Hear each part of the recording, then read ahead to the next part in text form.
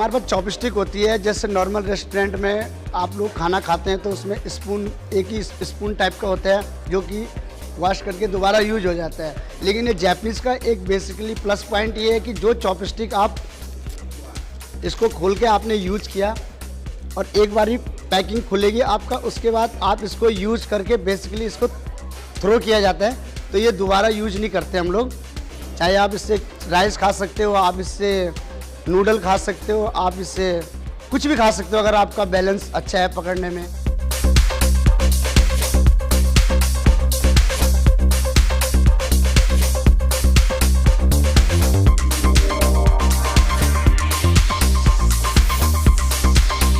Chopstick का पकड़ने का तरीका, आपने चॉपस्टिक को ओपन किया, ओपन करने के बाद आप इसको एक ग्रिप बना दोगे। इसका जो नीचे वाला बेस होगा आपका, वो आपको बिल्कुल हिलाना नहीं पड़ेगा, सिर्फ जो ऊपर वाला होगा वही आपका मूवमेंट करना पड़ेगा आपको। ये बहुत ईजी लेवल है, थोड़ा आपको प्रैक्टिस करनी पड़ेगी, उसके बाद आपको बहुत मज़ा आएगा इससे खाने में।